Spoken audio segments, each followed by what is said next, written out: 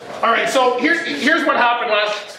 We wanted to make this bigger than just, here's your award and go lunch type thing, right? So we decided this year, or I kind of decided, told you this is what I thought we should do, right? So I thought we would do a little interview. Mike, you ready? Because you're getting the same one.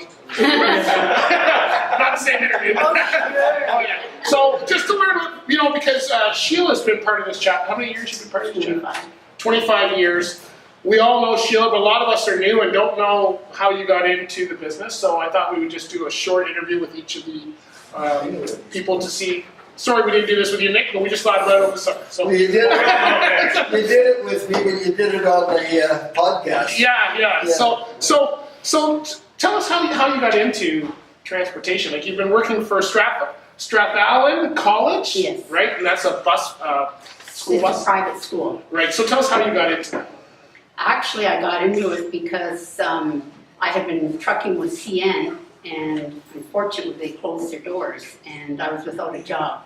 So I said, I'm going to take a year off and think about where I want to go, but I wanted to stay in trucking. And a friend I hadn't seen in a few years, had been out west, showed up at we had a trailer up at Knights Beach at the time, and showed up there in the summer and said to me, I hear you're not working anymore, blah, blah, blah. And she said, I've got a job for you. She says, I just come back, I'm going to drive a school bus down to Hillfield Strathallan. And I said, well, I do not want to go back to busing. I've been there, done that, don't want to do it anymore. And she bugged me for 2 days. So finally, she said the buses were automatic, which were not heard of in the 70s or the 80s. They had stereos in them, which was, I thought, a crock, but it ended up it was true. And she said the kids are really good. It's because it's a private school. So I said, I'll give you 6 months. You get friends going in that, and I'm gone. I'm going back trucking. And that was 6 months. She was gone, and I was still there until. She didn't bring you that message to quit. No.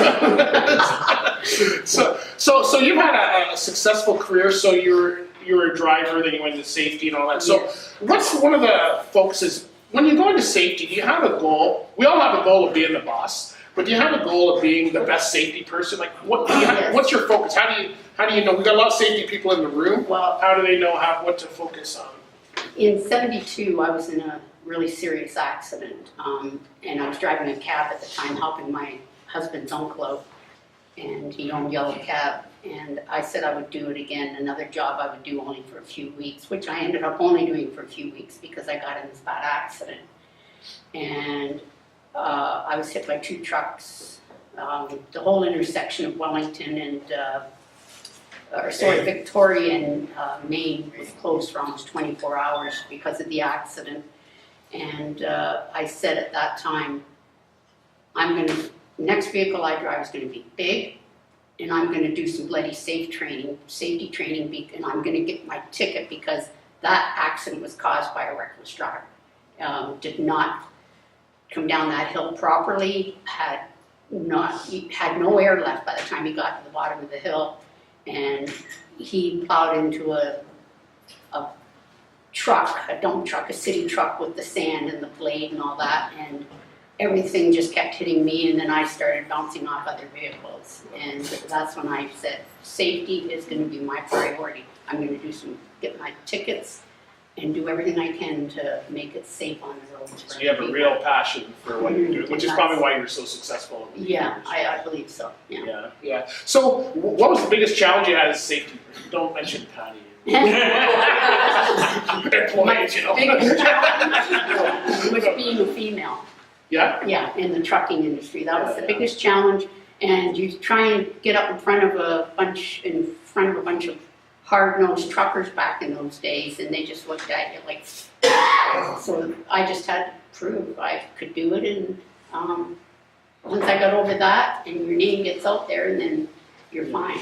Do you find the whole industry's changing, women are becoming more welcoming, and you actually, for a school bus, you probably have a majority of your fleet as women drivers. No, really? I would say well over half of them are men. Really? Yeah. A lot of men that have retired from long-term jobs and want something to do now. Do you feel that attitude has changed though? Oh, 100%. 100%. Good. Good. So how do you gauge, you've probably put together your own safety programs with a 25-year career. So what entails a good safety program? Like how do you, if you're starting to put one together, there's probably a lot of people here who are trying to improve their safety programs. Maybe they're starting up safety programs. Where do you start? You have the passion for it, but not everybody's been in an incident to have that passion. So how do you start? How do you know if you're starting up a good program? I didn't tell the questions ahead of time. So. You learn from right and wrong. I had a lot of help here in the council. If I had a question or I wanted to get some, like we didn't have the computers back in those days and all that, let's Google this and Google that. And so Brad was a lot of my resources, and before him Dave, and then the group here, if I needed some kind of information, pick up the phone and call a number of them. So that was a lot of it. I think personal development is super. absolutely. You've got to come out to these, and I know there's a lot of people here in the chapter who, come out regularly. And once you come out regularly, you start finding the value of the chapter. Do you suggest any other personal development? Is there anything reading? Is there safety guides? You read at night, right before bed or something. Yeah, there is now. Like I say, with the computers and that, there's so much safety stuff online, and then with being in the busing end, there's a lot of resources with the Ontario School Bus Association and groups like that will help you with anything. So what's a good tip to if you have one tip to offer all the safety people in here for their success? What would you tell them? Don't give up. That's a good one. Yeah. And that's probably a really important one, right? Because we all have fleets or work with fleets. The drivers backlash all the time. It's a constant struggle, right? For sure. Great. Well, thank you so much. Is there any questions from the audience for Sheila? We'll take maybe a couple. Is there any audience? Anybody want to ask Sheila something? You are all wired together Yes, I am. before this most recent Yes. business, so You're any referring- comments yeah. on your body wiring? And I'm not talking electrical wiring, I'm talking When- fitted together. When I was in that accident, they That said was I a collision, by the way. Yes, It collision, wasn't sorry, electrical. that's something I keep forgetting to use, thank you. They said I would never walk again, and there was just a lot of surgeries and like this one I just had now, but that had nothing to do with the accident. That would be the 35th surgery I've had. So I proved them wrong. I proved that I would walk again, and thank goodness my husband stood behind me and helped me out a lot. And so, yeah. And the wiring together, missing a lot of body parts, a lot of innard stuff, and knee and neck and skull and you name it. That's why it's so strange. I used to build motors like that. I had extra parts too.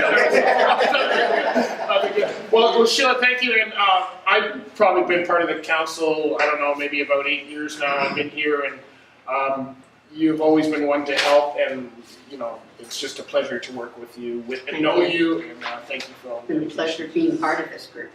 Thank you very much.